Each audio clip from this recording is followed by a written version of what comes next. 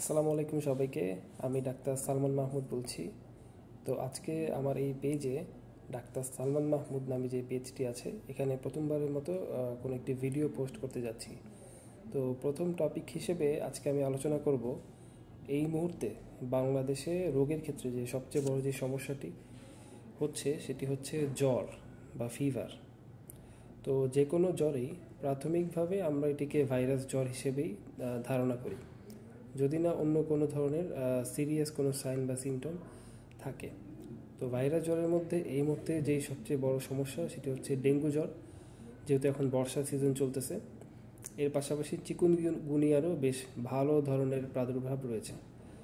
তো প্রাথমিকভাবে যদি আমরা ডেঙ্গু এবং চিকুনগুনিয়াকে আলাদা করতে চাই শুধুমাত্র সিমটম দেখে, তাহলে আমরা যেটা দেখতে পাবো সেটা হচ্ছে ডেঙ্গু জ্বরে যেই জ্বরটা শুরু হয় এটা সাধারণত 3 দিন পর্যন্ত স্থায়ী হয়। 3 দিন পর জ্বর ছেড়ে দেয় এবং এই সময়টার মধ্যে শরীরের যে বড় বড় জয়েন্টগুলো রয়েছে, যেমন আমাদের কনুই বা হাঁটু, এই ধরনের বড় জয়েন্টগুলোতে ব্যথা হয়।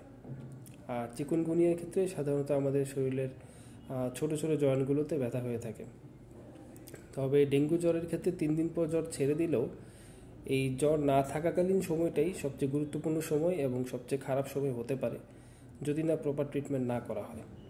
আর চিকুনগুনিয়ার ক্ষেত্রে যে সমস্যাটা হয়, জ্বর ছেড়ে দেওয়ার পরেও শরীরে বিভিন্ন ধরনের বিভিন্ন জায়গায় ব্যথা থাকতে পারে, এমনকি এই ব্যথাটা অনেক দীর্ঘস্থায়ীভাবেও থাকতে পারে। তো প্রাথমিকভাবে এই লক্ষণগুলো দেখে ডেঙ্গু এবং চিকুনগুনিয়া আলাদা করা যায়।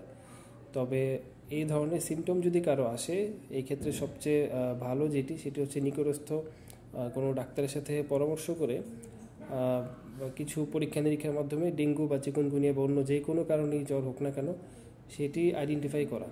কারণ আমরা যদি রোগটাকে প্রথমে আইডেন্টিফাই করতে পারি বা ডায়াগনোজ করতে পারি, তাহলে পরবর্তী চিকিৎসাটা আমাদের জন্য অনেক সহজ হয়ে যাবে। দেখা গেলো কারো যদি ডেঙ্গু বা চিকুনগুনিয়া থাকে তাহলে এক ধরনের চিকিৎসা হবে, বা অন্য কোনো কারণে যদি জ্বর এসে থাকে তাহলে চিকিৎসার ধরনটা একদমই আলাদা হয়ে যাবে।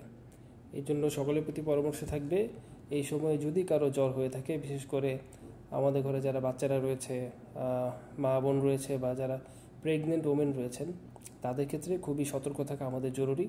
এবং এই ধরনের কোনো সিচুয়েশন তৈরি হলে খুব দ্রুতই নিকটস্থ চিকিৎসকের কাছ থেকে পরামর্শ নেওয়া প্রয়োজন। সবাই ভালো থাকবেন। আসসালামু আলাইকুম।